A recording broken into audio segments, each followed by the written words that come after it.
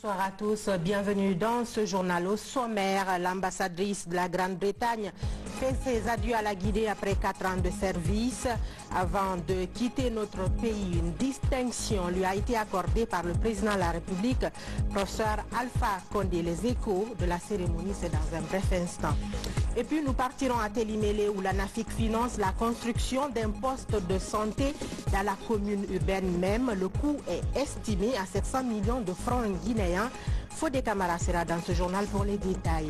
Le match Guinée-Madagascar, on en parle encore. Une première sortie du Sili qui était très attendue mais qui s'est soldée par un match nul face à Madagascar. Naby Keita et compagnie se disent confiants même s'ils savent qu'ils n'ont plus droit à l'erreur.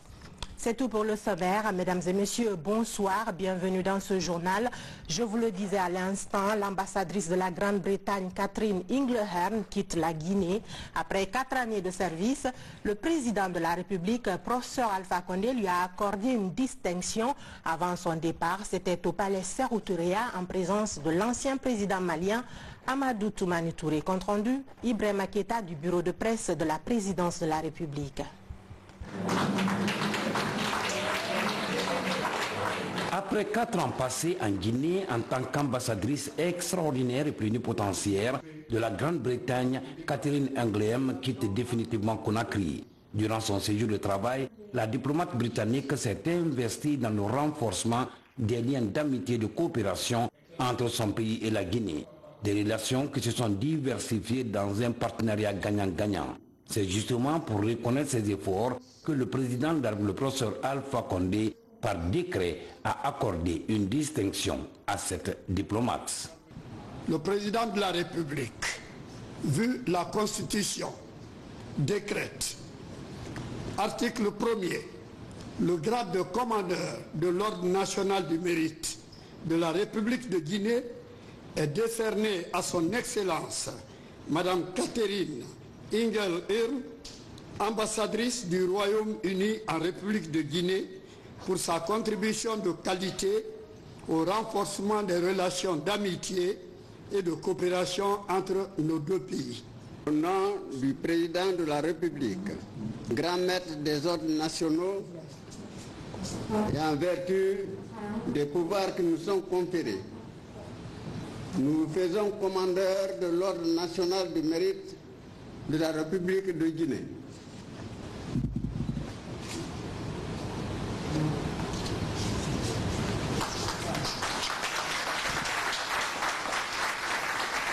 La diplomate britannique s'est dit réconfortée par cette décoration et s'engage désormais à être l'ambassadrice de la Guinée partout où elle ira.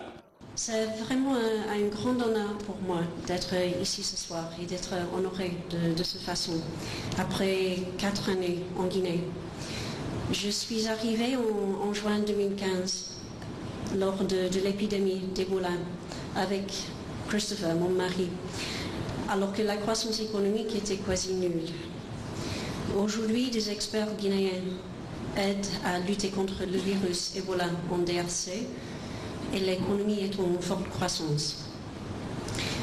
J'étais présente à l'ouverture du barrage de Caleta, marquée dans ma mémoire par une forte tempête.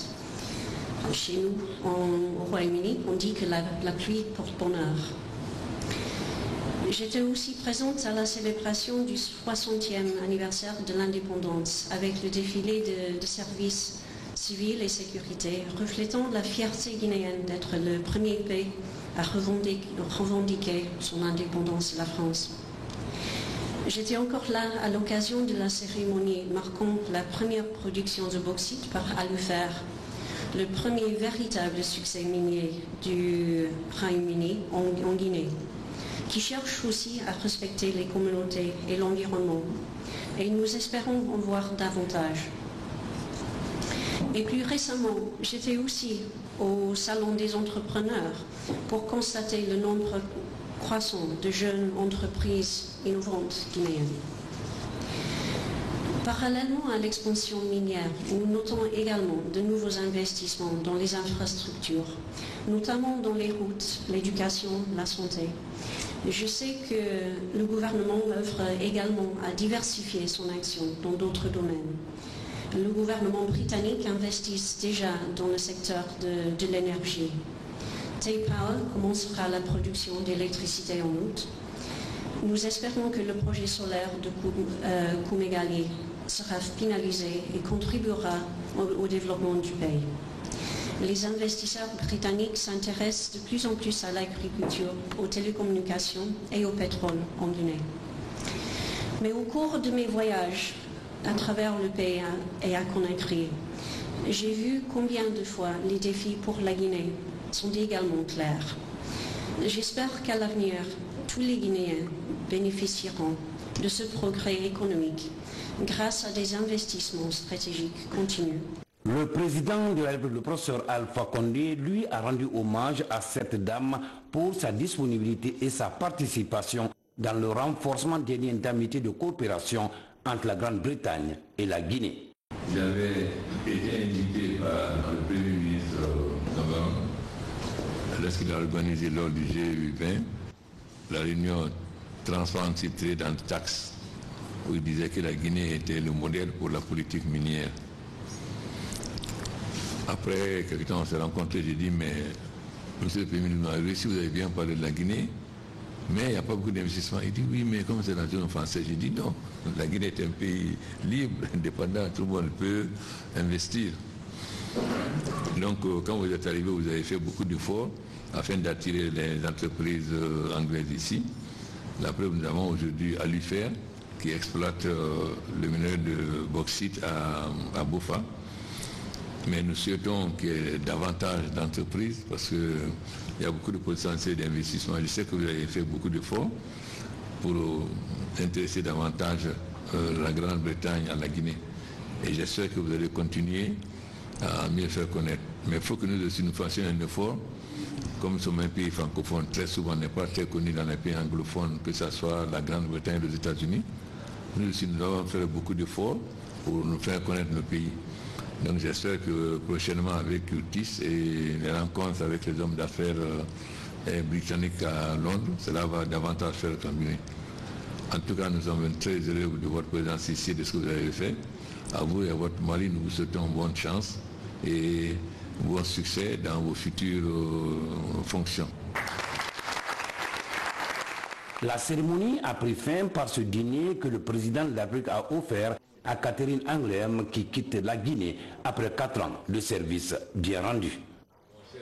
La vision scientifique à l'horizon 2023 du Centre international de recherche et de documentation présentée officiellement, elle consiste à développer des activités de recherche dans tous les domaines pour les 5 prochaines années.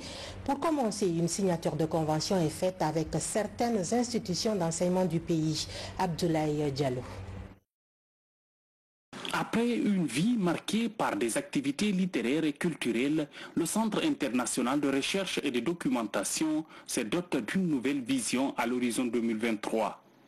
Les 5 prochaines années seront consacrées à la recherche scientifique. Des ambitions qui se concrétisent avec cette signature de convention avec 4 autres structures composées d'instituts supérieurs et de centres de recherche guinéens. Ces conventions visent à renforcer à la fois le partenariat entre CIRDE, mais également à prendre ce qui, on va dire, relève des faiblesses du CIRDE et qui doit être complété évidemment par les autres institutions. Donc c'est vraiment des accords de convention gagnant-gagnant qui permettent au CIRDE de travailler avec un certain nombre de structures. Le CIRDE est le premier centre de recherche indépendant en Guinée qui s'intéresse à la fois à la documentation et à la formation. Avant d'inviter les autres universités à nouer le partenariat avec ce centre, le ministre de tutelle a dit toute la détermination de son département à soutenir cette structure. C'est un plus parce que nous avons très peu de centres de cette nature-là dans notre pays. Nous en avons au niveau du ministère de l'Enseignement supérieur, mais nous en avons besoin de plus. Par rapport aux besoins, l'offre est très faible. Donc nous devons pour cela encourager ce type de centre. Et nous-mêmes, nous avons mis la recherche scientifique au cœur de notre dispositif pour les années à venir, parce que sans recherche, il n'y a pas un véritable enseignement. Et l'enseignement ne peut pas aller sans la recherche. Et sans recherche aussi, le développement du pays est impacté négativement. Cette cérémonie marque le début d'une nouvelle offensive pour le rayonnement de la recherche scientifique en Guinée. Pour atteindre cet objectif, il est question de renforcer le développement institutionnel, d'augmenter les investissements dans les actions de recherche et de vulgariser les expériences acquises. On parle d'institutions d'enseignement supérieur. Le débat sur la Constitution démarré en leur sein se poursuit. À l'université Gamal Abdel Nasser de Conakry, étudiants et enseignants suivent avec beaucoup d'attention l'approche des enseignants juristes et politologues. Bernard Tonguino. L'université Gamal Abdel Nasser de Conakry, un débat autour de la Constitution mobilise enseignants et étudiants. Des étudiants dont la plupart sont à leur premier débat sur la Constitution. C'est ma première fois aujourd'hui pour suivre un débat sur la Constitution et je pense bien que ça m'a apporté beaucoup de choses parce que j'étais dans l'obscurité pour cette Constitution. Ça m'a apporté beaucoup de choses, beaucoup d'informations. Moi, à mon avis personnel, et vu aussi les réalités sociopolitiques de la Guinée, je compte vraiment adopter une nouvelle Constitution. Le projet de changement de la Constitution, moi personnellement, et je ne pense pas que ça soit une préoccupation pour le peuple de Guinée à l'instant où nous sommes. Pour moi, on a vécu avec cette Constitution depuis les 8 ans, depuis les 9 ans. Je ne trouve pas que ça soit une préoccupation, ça soit urgent maintenant là. Dans une atmosphère d'échange houleux entre exposants et étudiants, plusieurs questions sont abordées. Un débat qui a permis de clarifier des notions sur le concept de constitution. Des étudiants se disent désormais mieux outillés pour participer au débat d'actualité relative au projet de changement constitutionnel. Lors de la conférence, le conférencier a parlé du changement de la Constitution. Je ne peux pas dire que je suis pour ni contre parce qu'actuellement je suis en pleine réflexion, mais à partir des notions que j'ai apprises aujourd'hui, je pourrais me défendre dans ma famille en tant qu'étudiant, mais aussi en tant que citoyenne guinéenne. L'exposé que je viens de suivre, c'est riche, c'est varié, ça intéresse. Et non seulement les étudiants, même les professeurs, toutes les couches doivent s'intéresser à ce débat. Parce que ça intéresse tout le monde et tout le monde doit y participer pour apporter sa contribution. La promotion du débat universitaire sur la Constitution est une initiative de ces groupes d'enseignants-chercheurs. Leur ambition, faire participer la couche intellectuelle au débat d'actualité sur le projet de changement constitutionnel en Guinée. Le lancement demain des épreuves des examens de sortie des écoles professionnelles sur toute l'étendue du territoire national. Cette année, ils sont plus de 18 000 candidats à passer ces examens. Mamadou Saliouba. Pour cette session 2019, ils seront plus de 18 300 candidats à affronter les épreuves théoriques et pratiques dans 116 filières. Ils seront répartis entre 67 centres et seront évalués sous le contrôle des surveillants déployés à cet effet. Cette étape cruciale du cursus de formation des sortants de nos écoles professionnelles s'inscrit dans le cadre général de la mission dévolue à un établissement d'enseignement technique et de formation professionnelle. Cette mission régalienne fixe dans ses objectifs, d'une part, une meilleure adéquation formation-emploi et d'autre part, une parfaite intégration du futur ouvrier ou technicien dans la vie socio-professionnelle active. Ces évaluations nationales obéissent aux réformes engagées ces dernières années pour qualifier davantage l'enseignement technique et la formation professionnelle. C'est pourquoi des superviseurs et des surveillants seront déployés dans tous les centres pour veiller au bon déroulement de l'examen. Depuis la session 2010, l'enseignement technique en Guinée est rentré dans une étape irréversible de changement. Mouvement mis en place par le professeur Alpha Condé, président de la République, et avec pour objectif la moralisation et la crédibilisation de tous nos examens nationaux. Cette attitude responsable a permis de redonner confiance aux candidats eux-mêmes et d'améliorer les enseignements pour une meilleure formation des jeunes. Ces évaluations nationales marquent la fin du cursus de formation pour les uns et le passage en classe supérieure pour les autres. Cette année, les filles représentent plus de 54% des candidats. Avant de continuer ce communiqué de l'Assemblée nationale, le président de l'Assemblée nationale informe son Excellence, Monsieur le Président de la République, chef de l'État, les honorables députés de toutes les législatures, les présidents des institutions constitutionnelles, les membres du gouvernement et tout le peuple de Guinée de l'arrivée du corps de l'honorable Diao Kanté, président du parti UNED, député à l'Assemblée nationale, président de la Commission des affaires étrangères et des Guinéens de l'étranger, le mardi 25 juin 2019 à 13h30 en provenance de Johannesburg, Afrique du Sud. Le corps de l'illustre disparu sera exposé le mercredi 26 juin 2019 dans la salle des congrès du Palais du Peuple à partir de 10h. L'inhumation aura lieu le même jour après la prière de 14h à la mosquée Faïsal et au cimetière de Cameroun ensuite. En cette douloureuse circonstance, le président de l'Assemblée nationale présente ses sincères condoléances à la famille éplorée, aux honorables députés et au peuple de Guinée. Que l'âme de l'illustre défunt repose en paix. Amine, signé Claude Kori Kondiano, le président de l'Assemblée nationale. Un plan de relance triennal pour le journal Orea, le premier journal écrit de la Guinée indépendante. La nouvelle direction de ce quotidien national envisage de le redynamiser avec l'appui du département de l'information. Amadou Touri. Présentation du nouveau plan stratégique de relance du journal Orea.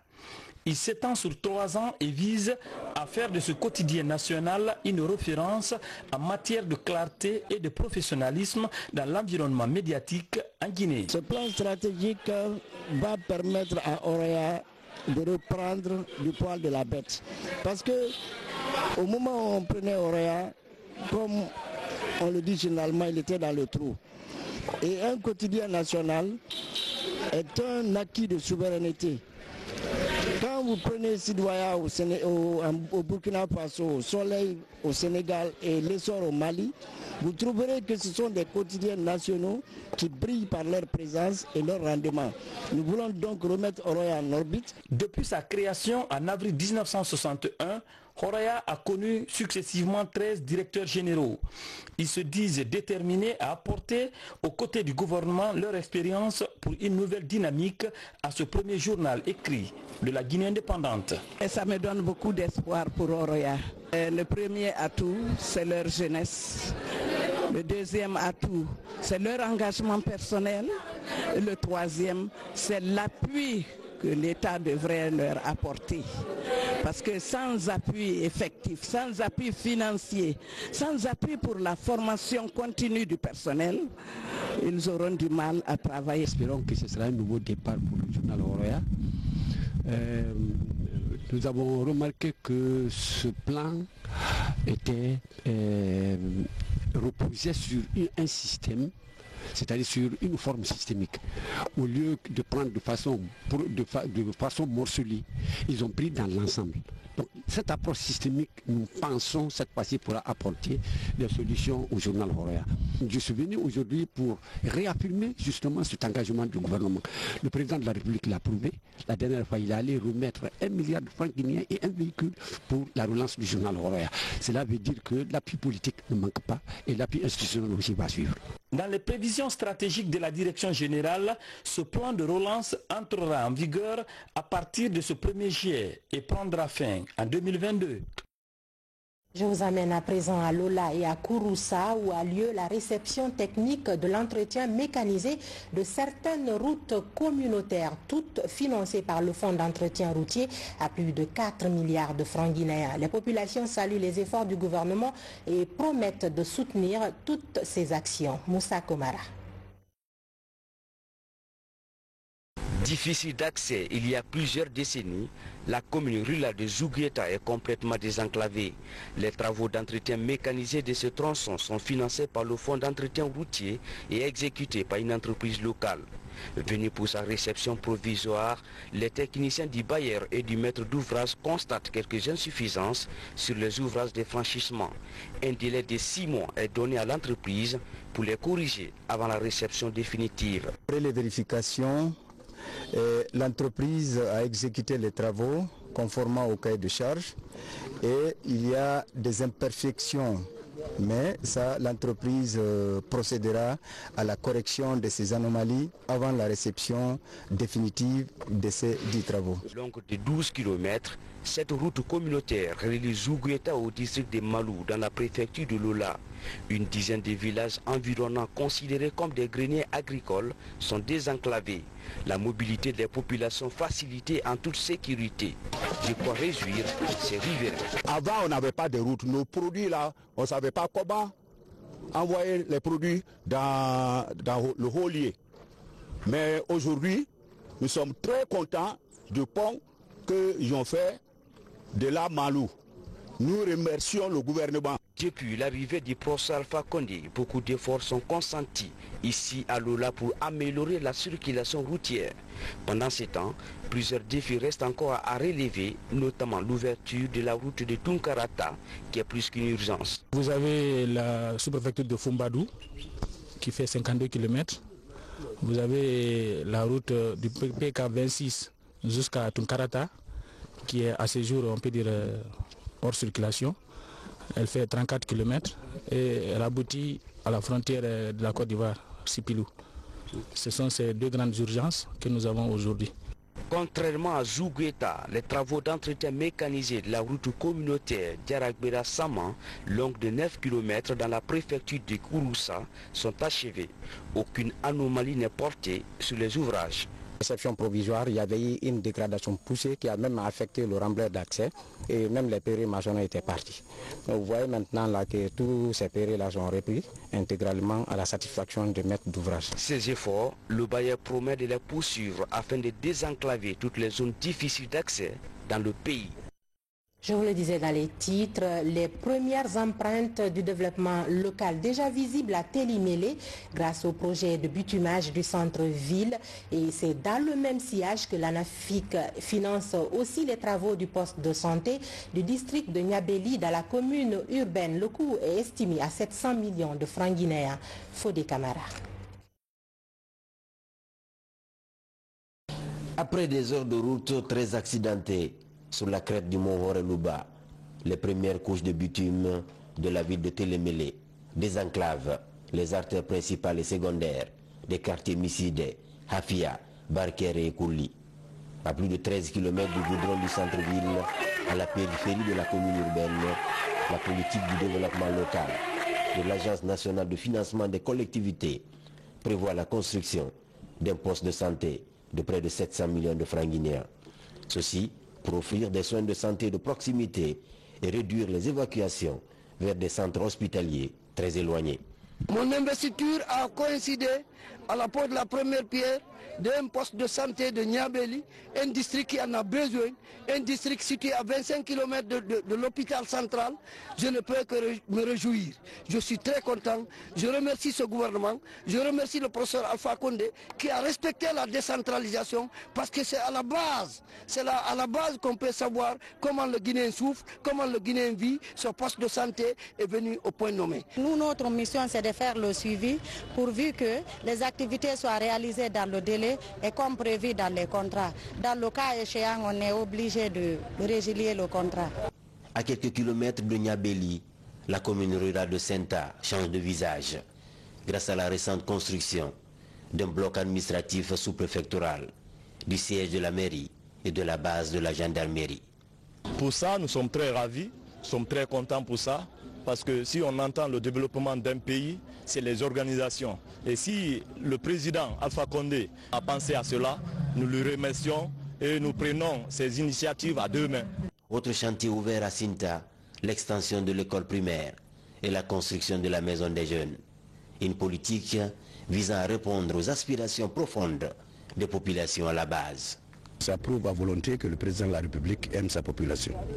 C'est pour ça qu'il a dit qu'il faut redistribuer les ressources jusqu'à la base.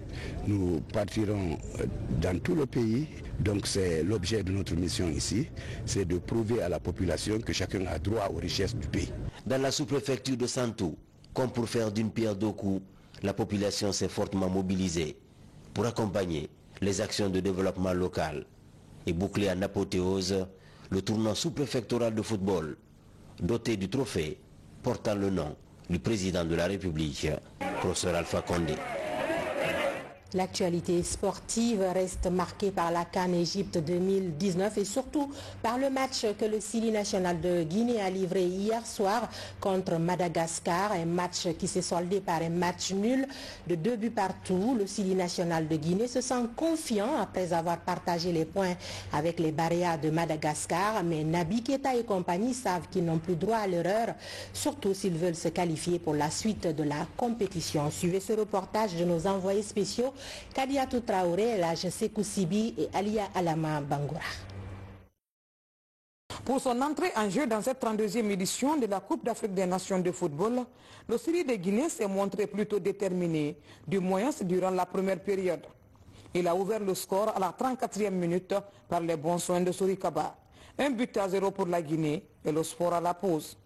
Par contre, la deuxième période était remplie de déchets techniques. Les Baréas ont pu inscrire successivement 2 buts en 5 minutes. Toute chose qui a poussé le Sili à réagir. Et à la 63e minute, sur un contre d'Ibrahima Traoré, le Sili obtient un penalty qui sera transformé par François Kamano. La Guinée passera par 2 fois à côté de l'aggravation du score, mais en vain. C'est sur ce score de 2 buts partout que l'arbitre met fin à cette rencontre. Gagne 1-0 mi-temps. Je pense que dans une grande partie de match on était en contrôle. J'ai averti mes joueurs de danger de Madagascar parce que c'est une équipe qui ne lâche pas. C'est une équipe aussi très dangereuse sur des phases arrêtées. Il était averti et tu prends un but sur un corner, ça fait mal.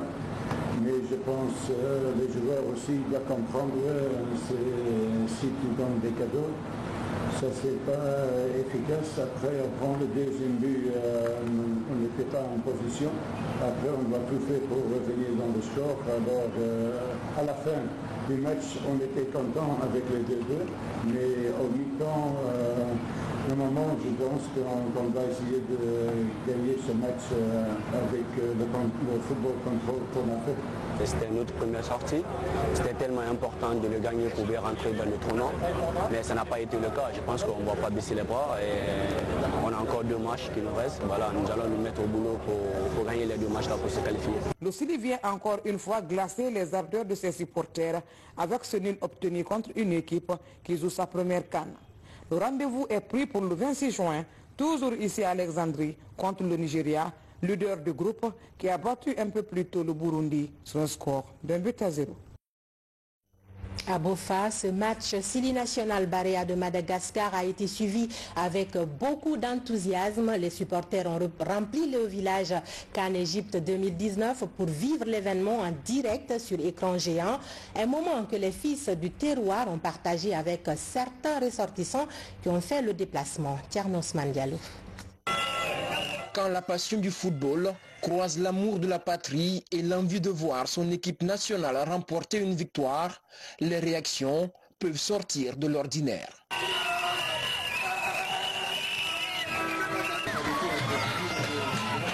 Belle ambiance au stade de basketball de Bofa qui devient pour la circonstance le village CAN Égypte 2019. Lorsque les joueurs du Sili font leur première apparition à l'écran géant, c'est tout le village CAN qui vibre.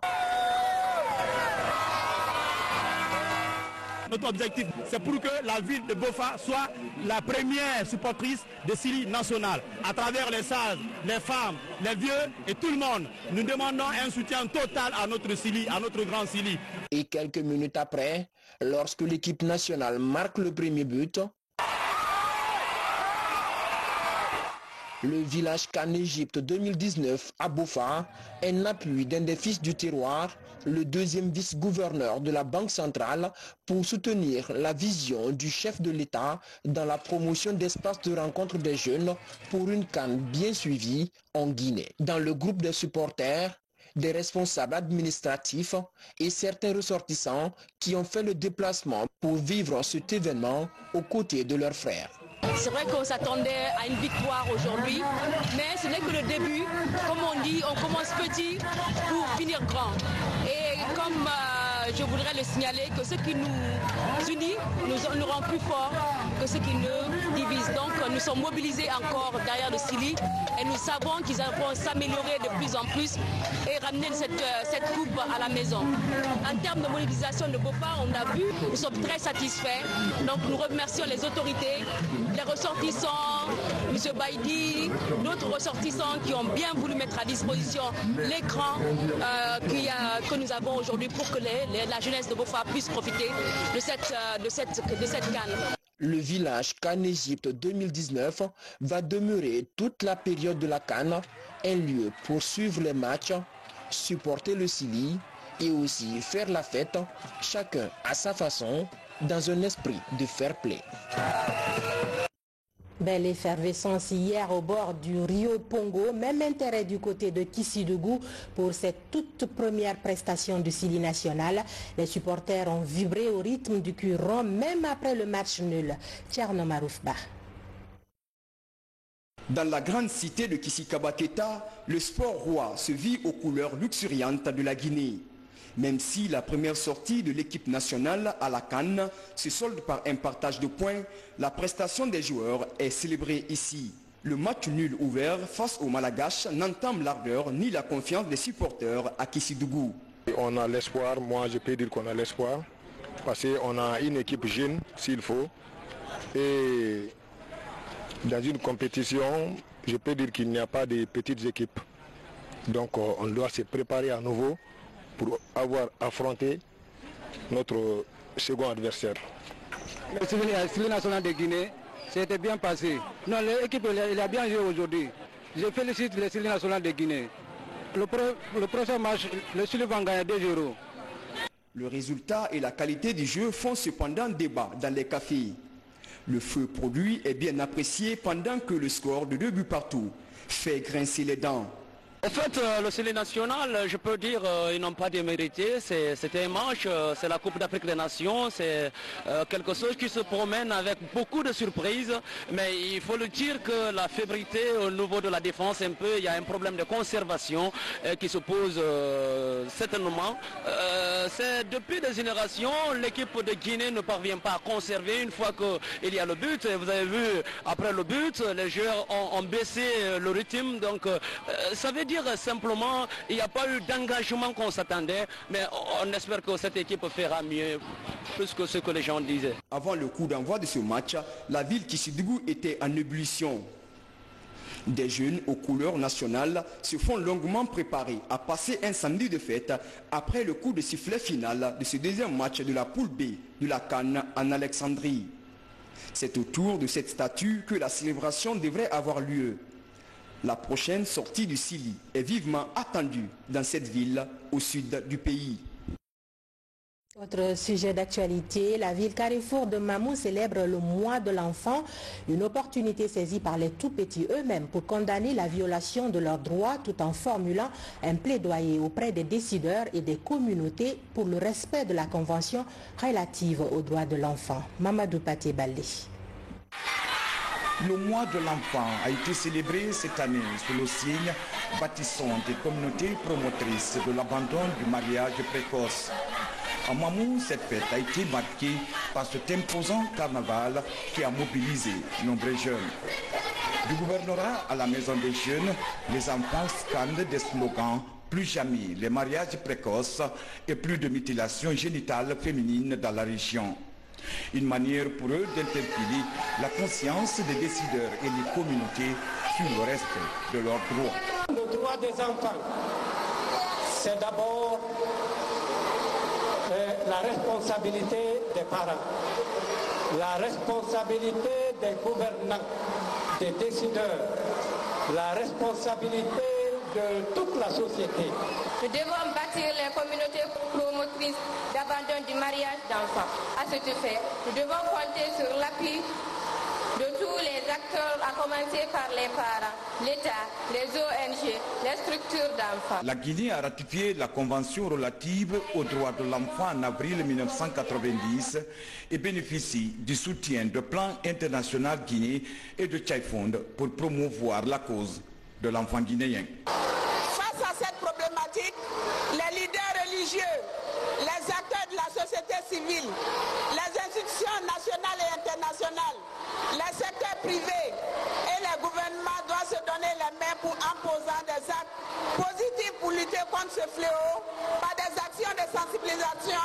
Il est évident que notre mission est importante, lourde et exaltante, celle de l'amélioration des conditions de vie de nos enfants à travers leur protection intégrale comme tous ceux qui peuvent les affecter physiquement et psychologiquement.